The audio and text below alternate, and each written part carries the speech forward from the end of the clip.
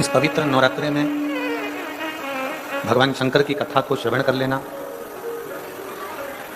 भगवान शिव की पवित्र कथा का लाभ ले लेना, भगवान शंकर की कथा का स्मरण कर लेना।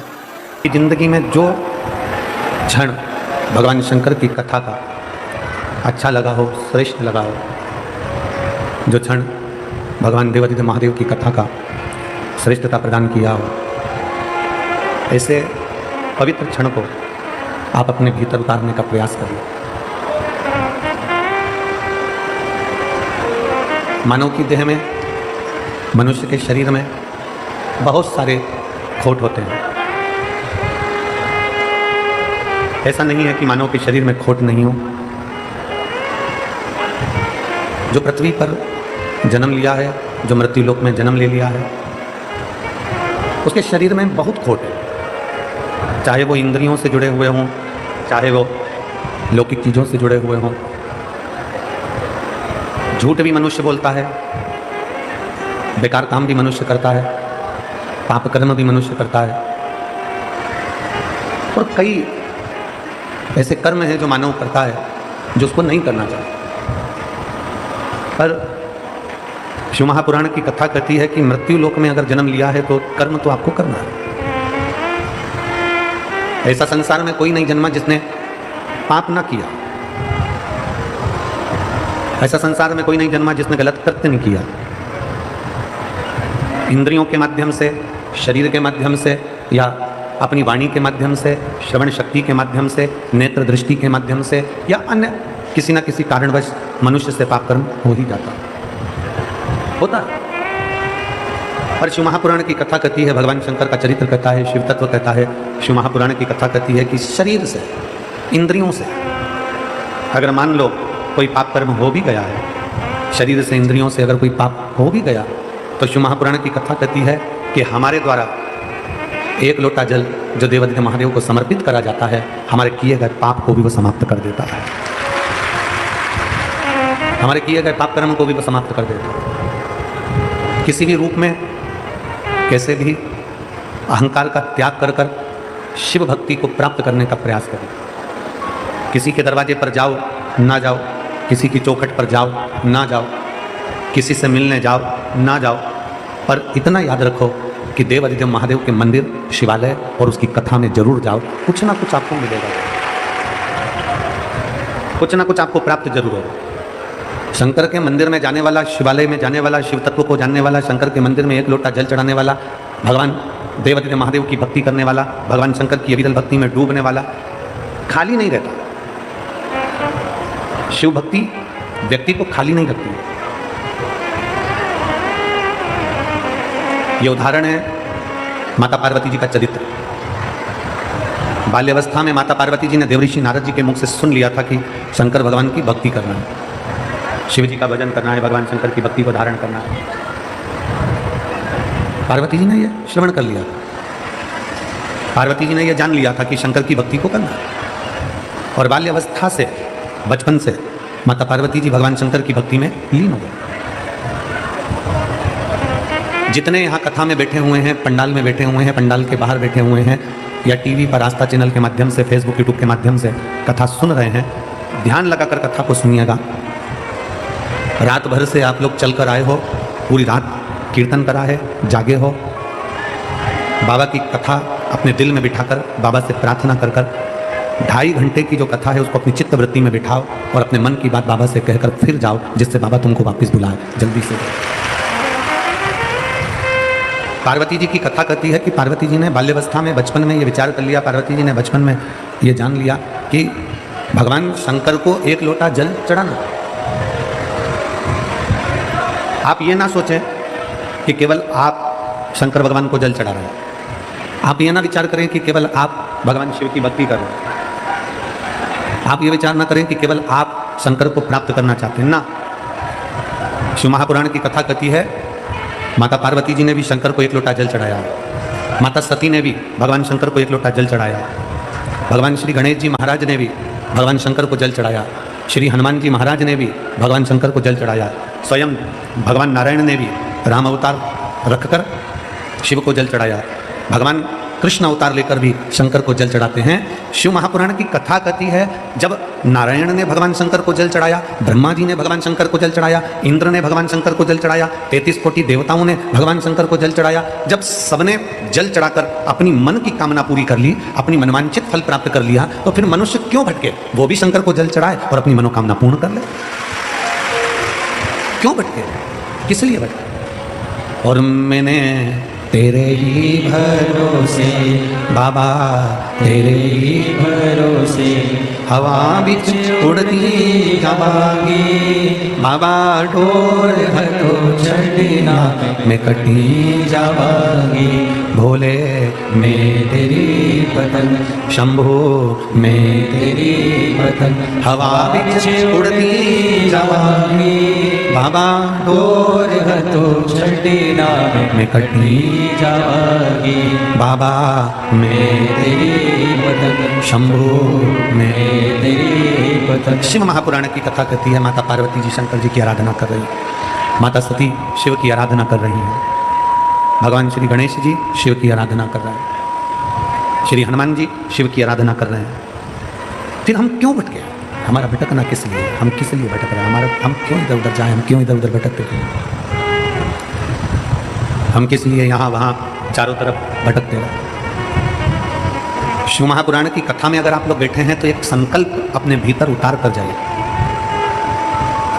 शिव महापुराण की कथा में अगर आप लोग बैठे हैं तो एक संकल्प अपने अंदर उतार कर जाओ कि मैं कहीं प्रपंच में, ढोंग में, दिखावे में, भ्रम में नहीं पड़ूंगा।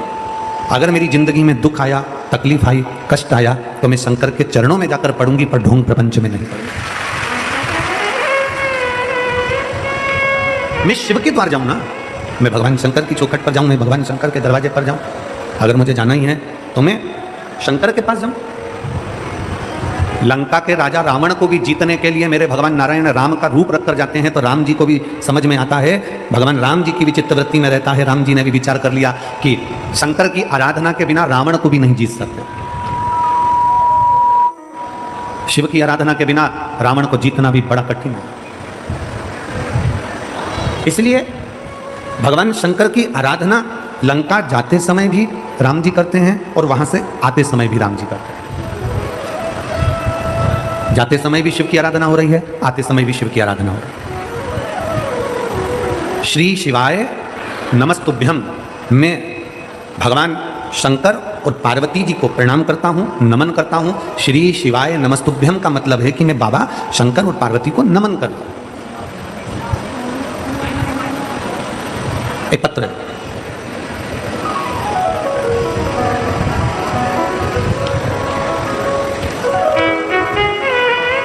मैं सुनील कुमार राय, ग्राम मोतीपुर, पोस्ट महुआ, थाना कंटेया, जिला गोपालगंज, बिहार का निवासी हूँ।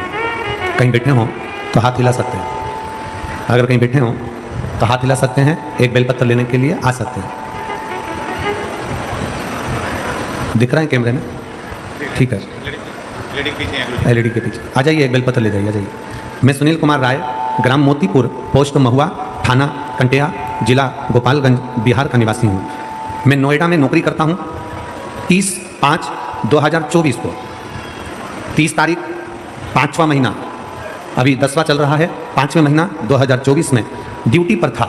शाम को गांव से फ़ोन आया कि मेरा पुत्र आयुष कुमार राय जो कि 16 साल का है, रोड एक्सीडेंट हो गया। मेरे 16 साल का बेटे का रोड एक्सीडेंट हो गया। मेरे परिवार के लोग उसको गोरखपुर उचित हॉस्पिटल में लेकर गए। जांच के डॉक्टर बोले, जांच करने के बाद डॉक्टर ने कह दिया इसको ब्रेन हेमरेज हो गया है। ब्रेन हेमरेज हो गया है, इसका ऑपरेशन करना पड़ेगा।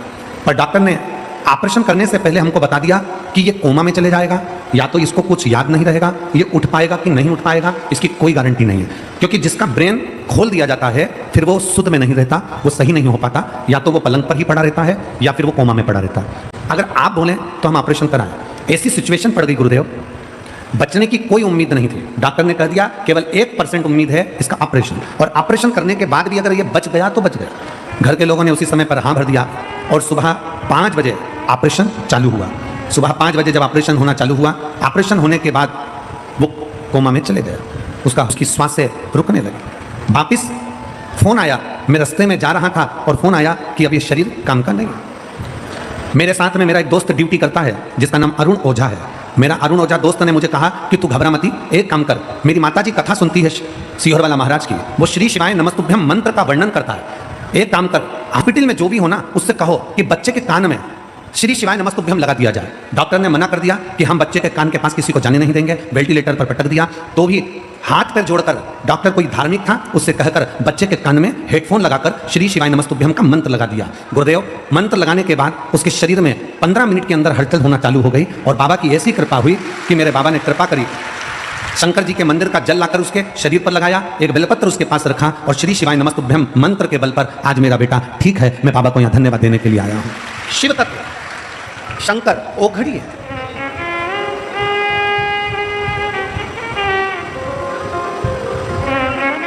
हमने तो आपको कई बार कथाओं में भी कहा, शायद आप लोगों ने लिखा भी होगा, हमने तो कथा के माध्यम से भी आपको वर्णन किया कि अपने घर के दरवाजे पर श्री शिवाय नमस्तुभ्यम लिख दो। क्यों? सामने वाला अगर कोई व्यक्ति आ रहा है, शिव महापुराण की विद्येश्वर संहिता कहती है कि श्री शिवाय नमस्तुभ्यम बोलने वाले के केवल मुख का दर्शन कर लो तो हजारों अश्वमेध यज्ञ का फल प्राप्त हो जाता है और हमारे पुण्य प्रबल हो जाते हैं। हमने क्यों कहा कि अपने घर के दरवाजे पर श्री शिवाय नमस्तुभ्यम लिखो? क्योंकि जो तुम्हारे दरवाजे पर आएगा, दरवाजा बजाने से पहले, दस्तक देने से पहले, बेल बजाने से पहले वो आपके दरवाजे पर श्री शिवाय नमस्तुभ्यम पड़ेगा। जब उसके मुख से श्री शिवाय नमस्तुभ्यम निकल जाएगा तो आप जब दरवाजा खोलेंगे तो उसके मुख का भी दर्शन करेंगे तो आपका जीवन सार्थक हो जाएगा। कोई स्टिकर आता हो, स्टिकर चिपका दो, स्टिकर नहीं मिले तो कोई कागज चिपका दो, कागज ना मिले तो अपने हाथ से लिखकर चिपका दो कि श्री शिवाय नमस्तुभ्यम। अगर हमारे दरवाजे पर कोई बुरी खबर भी आने वाली होगी, अगर हमारे दरवाजे पर कोई बेकार खबर लेकर भी आ रहा होगा, कोई बेकार बात लेकर भी आ रहा होगा और आकर हमारे दरवाजे पर श्री शिवाय नमस्तुभ्यम पढ़ लेगा तो आप जब दरवाजा खोलकर उसके मुख का दर्शन करोगे तो वो बेकार खबर भी अच्छी होने का प्रयास करेगी। श्री शिवाय नमस्तुभ्यम शिव महापुराण की विद्येश्वर संहिता का वो तत्व है जिसको दुनिया के लोग अगर समझ जाएं, कहते हैं दुनिया के लोगों को पहले स्मरण में नहीं था कि पशुपति व्रत क्या है। शिव महापुराण के माध्यम से लोगों ने पशुपति व्रत को जाना, शिव महापुराण के माध्यम से भगवान शंकर की विरल भक्ति को जाना। शिव तत्व को एक श्री शिवाय नमस्तुभ्यम मंत्र की महत्वता क्या है, पत्र और देखिए। पत्र थोड़ा लंबा है, लगभग 4-5 पेज का है। हम इतना बड़ा तो उसको पढ़ेंगे नहीं, हम पढ़ चुके हैं तो उसको थोड़े माध्यम में आपको समझाने का प्रयास करेंगे। मेरा नाम आशा है, मेरे पति का नाम अनंत लाल सोनी है। मोबाइल नंबर मेरा ये है। एलईडी पर आप लोग आस्था चैनल पर और जो बड़ी बड़ी एलईडियाँ लगी हैं इस पर इस पत्र को देख सकते हैं। मेरा नाम आशा है, मेरे पति का नाम अनंत लाल सोनी है। मेरा मोबाइल नंबर, ये 2 मोबाइल नंबर उन्होंने लिखे। फरीदाबाद में रहने वाली हूँ, SGM नगर गली नंबर 4 फरीदाबाद में मैं रहती हूँ। कहीं बैठी हो तो हाथ हिला सकती हूँ। दिख गए? दिखे हैं तो आ जाइए, एक बेलपत्र ले जाइए। अगर दिख गए हैं आ जाइए, आप बेलपत्र ले जाइए। मेरा नाम आशा है, मेरे पति का नाम अनंत लाल सोनी है। मोबाइल नंबर ये है, फरीदाबाद में रहने वाली, SGM नगर गली नंबर 4।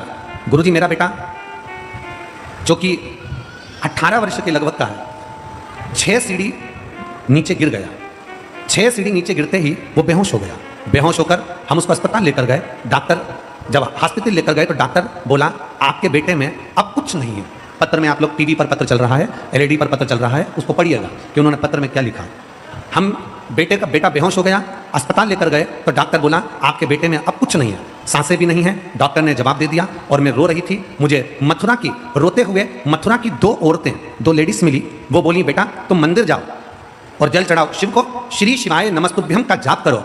मैं बोली आंटी जी मुझे श्री शिवाय नमस्तुभ्यम का जाप बोलना नहीं आता। फिर मैंने बोला मैं अपने देवर को लाती हूँ और आप उन्हें बताओ। गुरुजी, फिर हम घर आए और देवर से बुलाकर उसको श्री शिवाय नमस्तुभ्यम का वर्णन उन 2 औरतों ने बता दिया। कैसे जल चढ़ाना है वो बताया। मंदिर में जाना, लोटा भर के जल चढ़ाना, पानी लाकर इस बच्चे पर छींटना और श्री शिवाय नमस्तुभ्यम का जाप उसके कानों में करना। बॉडी हॉस्पिटल में पड़ी थी और मैं अपने देवर के साथ मंदिर ढूंढ रही थी। मंदिर ढूंढते ढूंढते एक मंदिर मिला जिसमें ताला लगा हुआ था। मंदिर के पुजारी जी ने ताला नहीं खोला। पंडिताइन जी को बोला कि हमारा बहुत बड़ी समस्या है, आप दरवाजा खोलो। तब पंडिताइन ने दरवाजा खोला, पर पानी चढ़ाकर मैं लेकर आ रही थी तो पानी थोड़ा गिर गया। गिरते से पंडिताइन गुस्से में हो गई, उसने टंगल उठाकर, डोलची उठाकर बाहर फेंक दिया। मेरा पूरा पानी चले गया। मैं विनती करी कि मैं पोछा लगा देती हूँ। मंदिर का मैंने पोछा लगाया, फिर पानी चढ़ाया और लिया और वही पानी लेकर मैं अपने बेटे के पास आ गई। गुरुदेव, बेटे के पास आते आते इतनी देर में बस हॉस्पिटल के दरवाजे पर पहुंची थी, इतनी देर में बेटे की श्वास नलिका में थोड़ी सी श्वास आई और श्वास आने के बाद उसको वेंटिलेटर पर डाल दिया गया। जैसे ही वेंटिलेटर पर डाला, मैं अपने बेटे के शरीर पर पानी को लगा दी। पानी को लगाने के बाद मैंने अपने बेटे के कान में श्री शिवाय नमस्तुभ्यम 1 घंटे तक वेंटिलेटर के पास डॉक्टर के पांव पड़कर बोलती रही और बाबा की मैं क्या गुणगान कर गुरुदेव, मेरा 18 साल का बेटा आज बाबा की कृपा से ठीक हो गया और बाबा की कृपा से जीवित हो गया। मैं शिव तत्व को प्रणाम करता हूं। एक श्री शिवाय नमस्तुभ्यम, वो मंत्र जान लो, वो शब्द जान लो, वो अक्षर जान लो, वो आनंद जान लो जो हमारे जीवन की सार्थकता को सिद्ध कर देता है।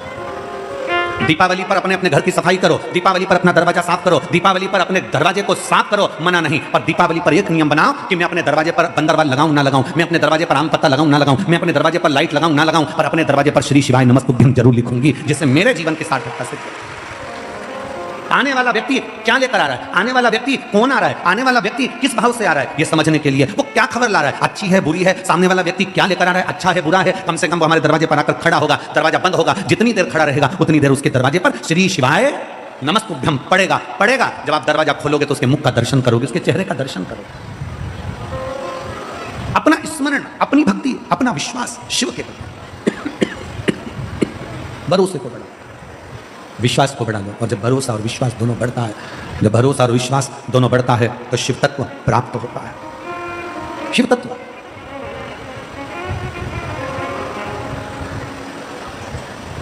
रावण पापी था, रावण दुराचारी था, रावण अधर्मी था। कल हमने कथा में कहा था, पर रावण गद्दार नहीं था। कल कथा में कहा था। कई लोग हमसे कहते हैं गुरुजी हमने सुना है कि मंगलवार को ये नहीं करना चाहिए, कोई कहता है कि बुधवार को बाल नहीं कटवाना चाहिए, कोई कहता है गुरुवार को ये नहीं करना चाहिए, कोई कहता है शनिवार को ये नहीं करना चाहिए, कोई कहता है शुक्रवार को ये नहीं करना चाहिए, कोई के सोमवार को ये नहीं करना चाहिए। शिव महापुराण की कथा कहती है 7 वार मेरे शंकर के हैं। नक्षत्र शिव ने बनाया, काल शिव ने बनाया, पंचांग शिव ने बनाया, समय शिव ने बनाया, घड़ी शिव ने बनाया, इसलिए उसको महाकाल कहते हैं क्योंकि उसने काल बनाया, घड़ी बनाई, पल बनाया, नक्षत्र बनाया, सब कुछ उसने बनाया।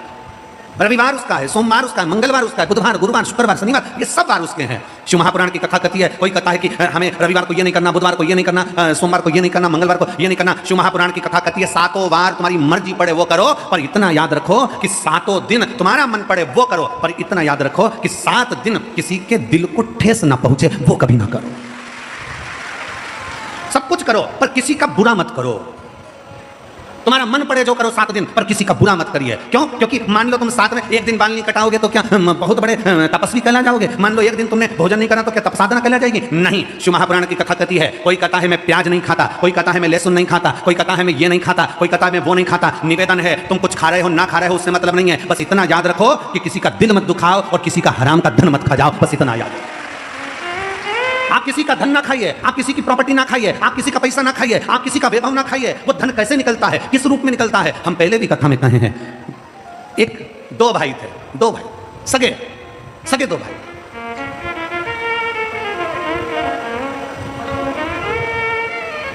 एक भाई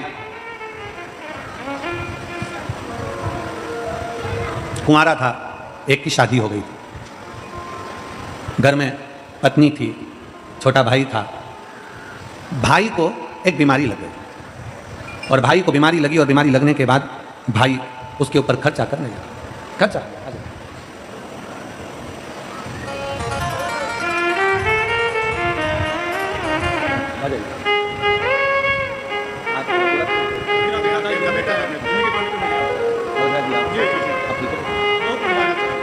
आप ही हैं, ये ओझा जी हैं जिन्होंने इनसे कहा था कि अपने 16 साल का बेटा जिसका ब्रेन खोल दिया गया और कोमा में चले गया, उसके पास में 1 घंटे तक लगातार उसके कानों में श्री शिवाय नमस्तुभ्यम बोलते रहे और आज बेटा ठीक हो गया है। ये बेटा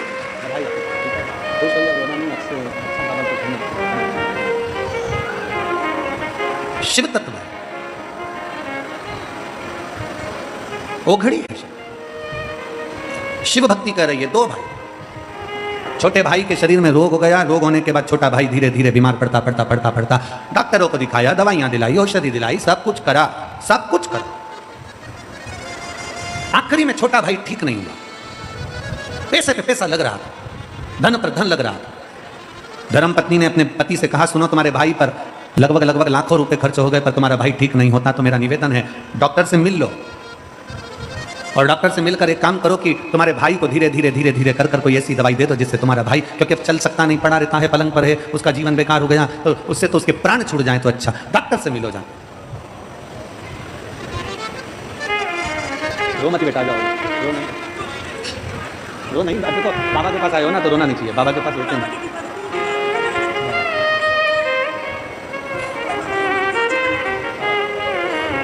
कह रही हैं, मैंने पत्र में लिखा, एक बार तो प्राण छूट चुके थे, दूसरी बार ठीक हो गया, कुछ दिन बाद वापिस कोमा में चले गया, फिर वापिस मंदिर जाना चालू करा, तीसरी बार फिर कोमा में चले गया, और बाबा की कृपा से अब बेटा पूर्ण तरह से ठीक होकर बाबा के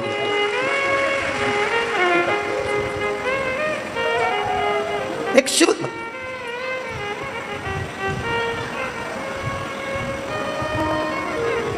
बड़े भाई की पत्नी ने कहा कि अब इनका शरीर, तुम्हारे छोटे भाई का शरीर साथ नहीं दे रहा, डॉक्टर से मिलो और कोई ऐसी दवाई ले लो जिससे स्लो पॉइजन जैसा दे देकर, अगर अपन पॉइजन देकर मारेंगे तो लोग कहेंगे कि बताओ भाई को मार दिया। कोई दवाई ऐसी दे दी जाए जो धीरे धीरे धीरे धीरे तुम्हारा छोटा भाई, अब शरीर में कब तक पैसा लगाओगे, वो शरीर काम का नहीं है। बड़े भाई ने कहा ठीक है, डॉक्टर से जाकर मिले, डॉक्टर ने दवाई दे दी, 2-2 बूंद ये दवाई देते रहना, किसी को मालूम ना पड़े, और वो मरीज गया। डॉक्टर कभी ऐसी दवाई नहीं देता कि किसी के प्राण छूटे। ये बड़ा भाई डॉक्टर के पास नहीं गया था, ये बड़ा भाई किसी हाकिम के पास पहुंच गया, किसी अन्य के पास पहुंच गया, और थोड़ा धन देकर उसी को डॉक्टर बनाकर उसी से धन देकर दवाई लेकर आता। डॉक्टर कभी बुरा नहीं करता। हमने पहले भी कहा कि डॉक्टर शिव का एक रूप होता है। ये दवाई लाया, दवाई लाकर अपनी पत्नी को दी, पत्नी 2-2 बूंद डालती जाए, देती जाए, धीरे धीरे धीरे धीरे भाई मर गया, प्रॉपर्टी पूरी हो गई, अपनी जमीन जायदाद अपनी हो गई, समय बीत गया। बड़े भाई के घर में औलाद नहीं थी, जैसे ही छोटा भाई मरा, उसके 1 साल बाद छोटे भाई मरने के बाद में भाई की पत्नी को औलाद हो गई।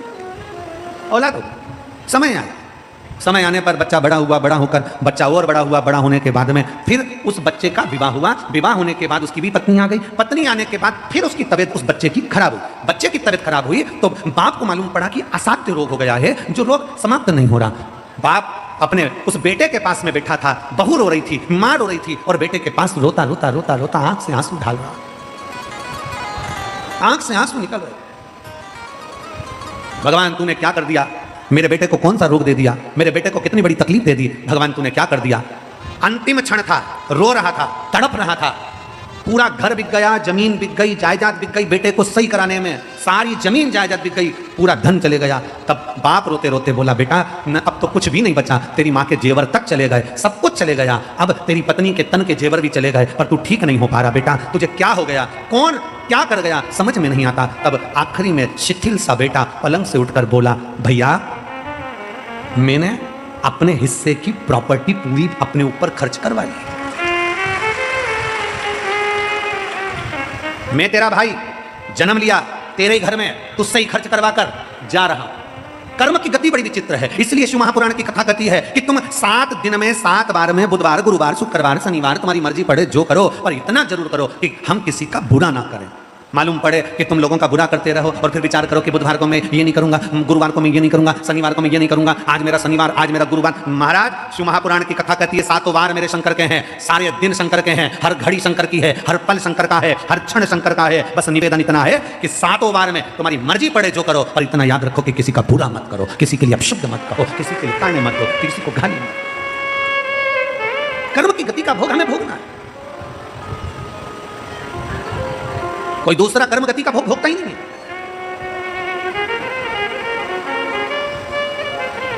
क्यों आते हैं इतने शुभ भक्त? लाखों की संख्या में आप लोग आए हो,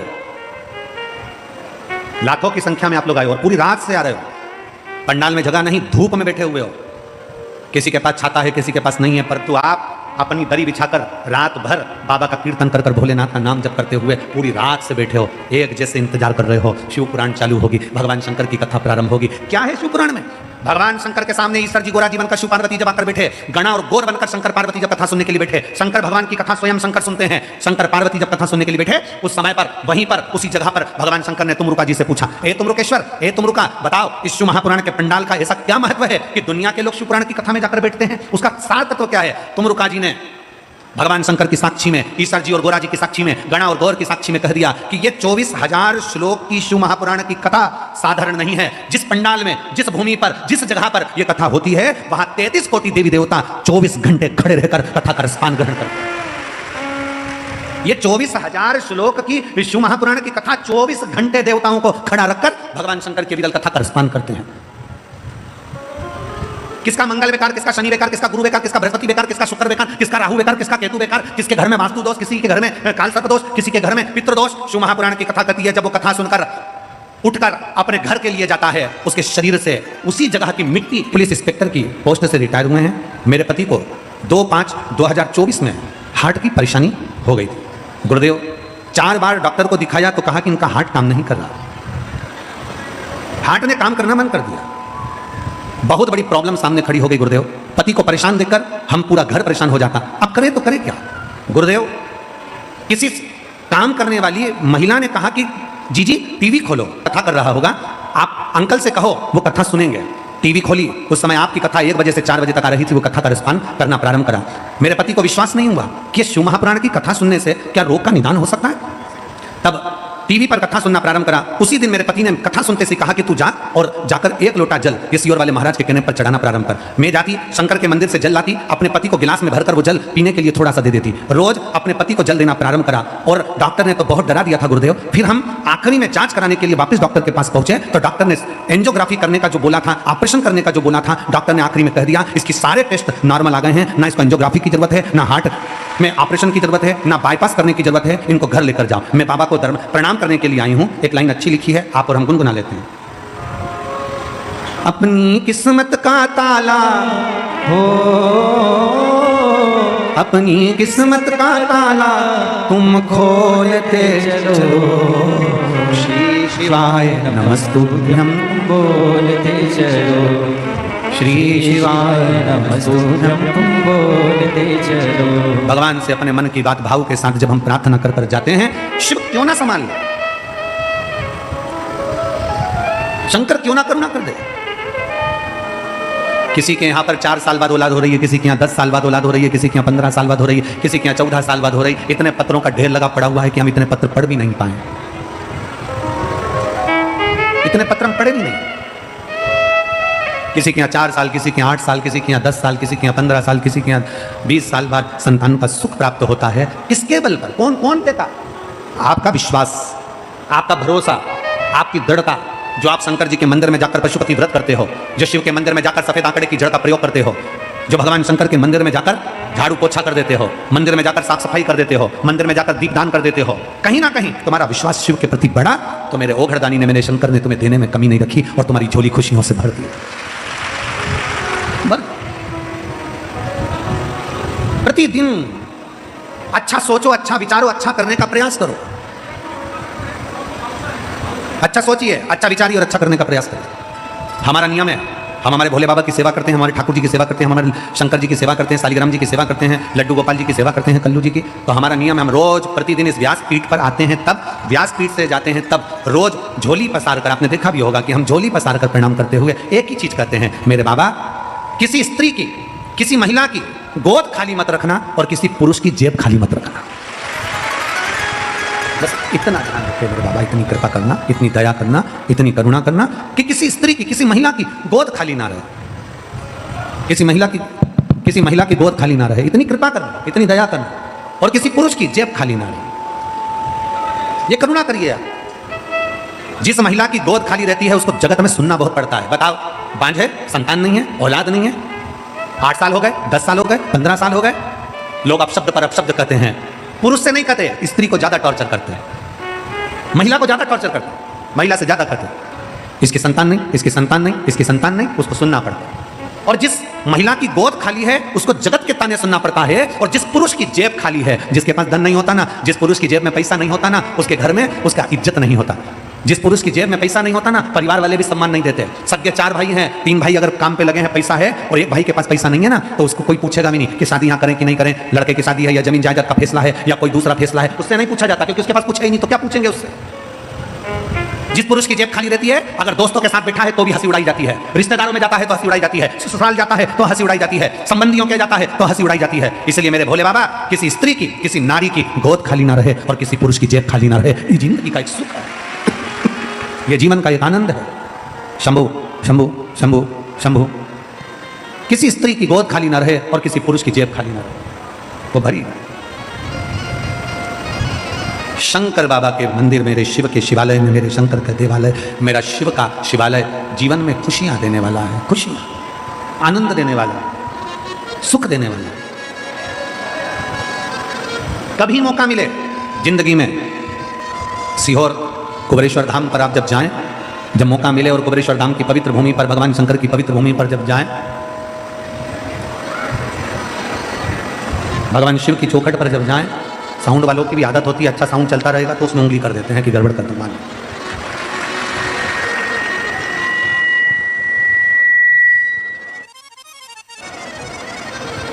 कभी कुबेरेश्वर बाबा की भूमि पर जाएं, भगवान शंकर की पवित्र धरा पर जाएं, शिव तत्व की ओर जाएं, भगवान शंकर की चौखट पर जाएं, शिव के पास। कुबेरेश्वर बाबा की पवित्र भूमि पर जब पहुंचे तो अपने दिल से बाबा को प्रार्थना कर जब कंकर शंकर को वहां से उठाकर जब कंकर शंकर की पूजन करें तो बाबा से अपने मन की बात जरूर कहा करो, प्रतिदिन विनय जरूर करा, निवेदन जरूर करा।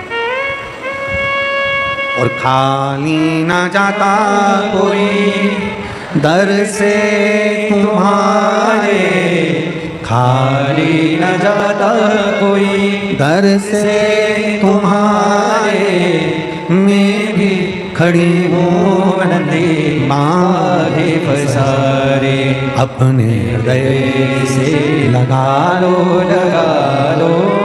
गिरा जा रहा हूँ उठा लो, भोले अपने दर से अब तो ना टालो, गिरी जा रही हूँ उठा लो। बाबा से अपने मन की बात भाव के साथ जब हम शिव से कहें, शिव उसको स्वीकार करो, शंकर उसको स्वीकार करो। कितनी आस, कितना विश्वास, कितना भरोसा आप लोग हृदय में रख कर आते हो, श्रवण करते हो, एक लोटा जल शंकर जी को समर्पित करते हो, बाबा उसको स्वीकार करता है। कल किसी एक बहन ने एक पत्र में लिखा, शिव कौन सा जल स्वीकार करते हैं, शंकर भगवान कौन सा जल स्वीकार करते हैं? गंगा का जल, सरयू जी का जल, नदी का जल, बावड़ी का जल, तालाब का जल, कुएं का जल, हैंडपंप का, आपसी का जल, सरोवर का जल, कुंड बावड़ी का जल, सरयू, यमुना, गोदावरी, कावेरी, कौन का जल शिव अधिक प्रिय रखते? शंकर भगवान को सबसे ज्यादा प्रिय कौन सा जल है? गंगा का, सरयू का, कावेरी का, गोदावरी का, नर्मदा का, कुएं का, बावड़ी का, तालाब का, मानसरोवर का, पुष्कर का, कुरुक्षेत्र का, कहां कहां कौन सा जल शंकर को प्रिय है?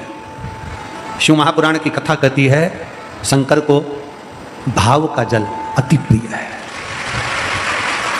शिव को भाव का जल चाहिए। एक लाइन पहले आप लोग भजन में गुनगुनाते थे, भगत के बस में है भगवान, भगत के वश में है भगवान, भगत बिना ये कुछ भी नहीं है, भगत बिना ये कुछ भी नहीं है, और भगत है की जान भगत के वश में है भगवान। फिर आगे उसमें कहा, भाव बिना ये कुछ भी नहीं है, भाव बिना ये कुछ भी नहीं है, और भाव से रीझे शाम भगत के वश में है भगवान, भगत के वश में है भगवान। भगवान को केवल तुम्हारा भाव चाहिए, भगवान को तुम्हारी निर्मल भक्ति चाहिए, भगवान को तुम्हारा विश्वास चाहिए, भगवान को तुम्हारा नूतन हृदय चाहिए, शुद्ध भाव चाहिए। भगवान बिना भाव के कभी रीझता नहीं है। गंगा के घाट पर पहुंच गए और गंगा का जल लेकर भी आ गए और तुम्हारा भाव शुद्ध नहीं है तो गंगा का जल क्या करेगा? बोलो बोलो, जम के बोलो जरा सा। गंगा का जल कुछ करेगा? फिर सरयू जी का जल ले भी आए और तुम्हारा भाव नहीं है तो सरयू का जल क्या करेगा? मन चंगा तो कठोते में गंगा। राम जी के सामने निषाद राज केवट बैठे हुए हैं और केवट भगवान राम जी से कहते हैं कि मुझे तुम्हारे चरण धुलाना है। केवट कह रहे हैं कि मुझे आपके चरण पखारना है। केवट कह रहे हैं कि मुझे आपके चरण पखारना है, चरण धुलाना है, मेरे को आपके केवल चरण धुलवाना है और चरण धोने का मुझे आज्ञा दीजिए, मैं आपके चरण दूँ, मुझे आज्ञा करो, चरण धोने की आज्ञा दो। राम जी ने निषाद राज से कहा, केवट से कहा, ए केवट, सामने गंगा जी का जल है, चल मैं तेरे साथ चलता हूँ, गंगा जल में जाकर खड़ा हो जाता हूँ, तू वहाँ धो लेना, चरण धुल जाए। इतने में केवट बोला, नहीं नहीं नहीं नहीं, हमें गंगा जी के जल से धोना ही नहीं है, हमें गंगा के जल से नहीं धोना, हमें गंगा के जल से तुम्हारे चरण धोना ही नहीं है। तो भगवान राम जी ने पूछा कौन से जल से धोएगा? जो शिव महापुराण की कथा कर रही थी वही मेरे राम जी ने केवट से कहा है। बहुत ध्यान लगाकर सुनना। हमने कई बार कथाओं में कहा मंदिर का जल लेकर मंदिर में मत चढ़ाओ। बोला कि नहीं बोला? जम के बोलो जरा। मंदिर में से पानी भर लिया, मंदिर की बाल्टी में से जल भर लिया और भगवान को चढ़ा दिया ना। शिव महापुराण की कथा कहती है अपने घर जाओ, घर से लोटे में जल भर कर लेकर आओ। जब घर का जल लाकर चढ़ाओगे तो शिव उसको स्वीकार करेगा। केवट क्या करा है? केवट ने कहा नहीं प्रभु, मैं गंगा जी के जल से तुम्हारे चरण नहीं धोऊंगा। तो फिर जल कहां से लाएगा? इतने में केवट कहता है मैं जल अपने घर से लेकर आऊंगा, अपने घर से। तो राम जी केवट पर हंसकर बोले तेरे घर में जो जल है वो कहां का है? केवट बोला ये गंगा जी का ही है, ये गंगा जी का ही। तो फिर घर के जल में और गंगा के जल में क्या अंतर आ गया? केवट कहता है ये तो गंगा अविरल बह रही है, धोए तो कोई धो ले, पर घर जाऊंगा, घर जाकर अपने हंडे में से, मटके में से, अपने मटके में से, अपने हंडे में से, वो मेरे घर का हंडा मटका है, उसमें से मैं जब जल भर कर लेकर आऊंगा तब मैं आपके चरण पखारूंगा तो वो जल साधारण नहीं होगा, गंगा के जल से भी प्रबल हो जाएगा। जिसने रामचरितमानस सुनी है, जिसने रामायण पढ़ी है, केवट अपने घर गया, घर जाकर अपनी पत्नी को आवाज लगाया कठोता कहाँ है? कठोता जानते हो? जम के तो बोलो जरा, जानते हो? कठोता मतलब आटा उसनने का बर्तन, पात। हमारे यहाँ सीहोर में उसको परात कहते हैं। अब तुम्हारे उत्तर प्रदेश में क्या कहते हैं हमको नहीं, परात कहते हैं, उसी को कठोता कहते थे। उस पहले काय के परात चलती थी, अभी तो स्टील की, तांबे की, पीतल की परात चलती है, पहले चलती थी लकड़ी की और पत्थर की परात। केवट गया घर, घर जाकर केवट ने आवाज लगाई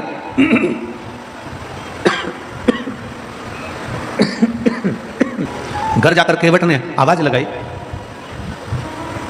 और केवट ने घर जाकर जब आवाज लगाई पत्नी को, सुनती है? धर्मपत्नी ने पूछा क्या हुआ? केवट ने आवाज लगाकर कहा कठोता कहाँ है? कठोता। पत्नी बोलती वो रखा। केवट बोला ये तो पत्थर का है, मेरी दादी के हाथ का कठोता कहाँ है? दादी वाला? हाँ। वो लकड़ी का? हाँ। पत्नी ने पूछा क्यों? ये पत्थर के कठोते पे चरण नहीं धुला सकते जो लकड़ी का कठोता लेकर जा रहे हो? इतने में केवट कहता है अपनी पत्नी से तू समझती नहीं है, पत्थर के कठोते में चरण धुलाऊंगा तो पत्थर पे से पानी सूख जाएगा, लकड़ी के कठोते में चरण धुलाऊंगा तो लकड़ी पानी को सोख लेती है, जब जब आटा उसनेंगे अंदर से पानी निकल आएगा और अपन रोज तर जाएंगे। ये कृपा प्रभु। पत्थर के कठोते में राम जी के चरण नहीं धुलाए केवट ने, लकड़ी का कठोता रहा, घर में से पानी भरा, पत्नी के हाथ में दिया और चिल्लाते चिल्लाते गया रे हम जा रहे हैं चरण धुलाने, जिसको आना आ जाओ। सारे के सारे आ गए। भगवान राम जी को कठोते में खड़े होने के लिए केवट ने विनती करी, बाबा आप राम जी आप अपना चरण कठोते में रखिए। राम जी ने अपना एक चरण कठोते में रख दिया। केवट से बोले धुला ले। केवट बोला नहीं धुलाऊं। केवट बोला नहीं धुलाऊं। राम जी बोले धुला। केवट बोले नहीं धुलाऊं। क्यों? केवट बोला हमारी अम्मा कहती थी किसी का एक चरण छुओ या प्रणाम करो या किसी का एक चरण धो तो लड़की होती है और दोनों चरण प्रणाम करो तो लड़का होता है। ओ प्रभु हम आपके दोनों चरण पखारेंगे, दोनों चरण को प्रणाम करेंगे। राम जी से कहा तुम दोनों पांव बर्तन में रखो। अब बर्तन था छोटा और राम जी के चरण मोटा। अब बर्तन में रखें तो रखें कैसे? इन्होंने लक्ष्मण को देखा, सीता को देखा। सीता जी बोली अब तो रखना तो पड़ेगा, रख दो। राम जी बोले गिर पड़ेंगे। लक्ष्मण जी बोले आप चिंता मत करो, हम शेषनाग जब पृथ्वी को संभाल सकते तो तुम्हें भी संभाल लेंगे, तुम गिरोगे नहीं। तुम तो रखो, पांव रखो अंदर, तुम रखो तुम्हारा पांव अंदर। और भगवान राम ने दोनों पांव रख दिया, दोनों पांव। और रखने के बाद इधर से लक्ष्मण जी पकड़े, इधर से सीता जी पकड़ी। इतने में केवट बोला नहीं टच नहीं चलेगा, हम कीपैड वाले हैं, टच स्क्रीन से काम ही नहीं होगा, आप तो इनको छोड़ो। राम जी अकेले खड़े और केवट ने अपनी पत्नी को घर से जो जल भर कर लाया था, घर के जल का महत्व क्या है ये रामचरितमानस भी कहती है। केवट जो घर से जल लाया था वो अपनी पत्नी को दे दिया और पत्नी से कहा तू जल चढ़ा, मैं हाथ से मलता हूं। और पत्नी ने जल चढ़ाना प्रारंभ करा और केवट हाथ से मले तो राम जी का बर्तन केवट मलते मलते हिला दे। जैसे हिलाए तो राम जी के गिराएगा। केवट बोले नहीं गिरोगे, मेरे को पकड़ लो। राम जी बोले अभी लक्ष्मण को पकड़ रहा था तो मना करा, सीता को पकड़ रहा था तो मना करा, और अब क्या करा मुझे पकड़ लो। इतने में राम जी के पत्र को, बर्तन को फिर हिलाया, उस कठोते को जैसे हिलाया तो राम जी गिरते गिरते बचे। इतने में लक्ष्मण जी बोले भैया पकड़ लो। इतने में केवट का कंधा पकड़ा, कंधा पकड़ा तो केवट बोला कंधा पकड़ोगे तो और गिर जाओगे, सिर पकड़ो सिर। अब राम जी ने एक हाथ से केवट का सिर पकड़ा। केवट भी पक्का भगत था, उसने सोच लिया था ये नारायण है, एक हाथ तो किसी पे भी रख देंगे, दोनों धरवाना है, दोनों धरवाना। और केवट ने चाल चली, चरण धुलाते धुलाते अपनी बात पर हाथ को पूरा ही मोड़ दिया। जो कठोते को मोड़ा इतने में राम जी ने दोनों हाथ सिर पर रख दिए। केवट के सिर पर हाथ है, देवता पुष्पों की वृष्टि कर दी है। अरे धन्य है रे धन्य है। इतने में पत्नी ने पूछा ये दोनों हाथ तुम्हारे सिर पर कैसे आ गए? केवट ने कहा अगर गंगा जी के जल से धुलाता तो एक ही हाथ आता, घर से जल भर कर लाया इसलिए दोनों हाथ सिर पर आए। ये दोनों हाथ सिर पर। आप लोग अपने अपने घर से जल ले जाती हो मंदिर? जम के बोलो जरा, मंदिर का जल तो नहीं लेती हो? अगर मंदिर का जल ले होगी तो 1 रुपया जमा करना है दान पेटी में, क्योंकि पंडित जी ने पानी भर के रखा, मोटर चली, लाइट का सबका मिला के 1 रुपया दान पेटी में डालो, तब मंदिर का पानी लो। उससे अच्छा अपन अपने घर से लेकर जाएंगे, जैसे केवट घर से भरकर लाया, मन चंगा तो कठौते में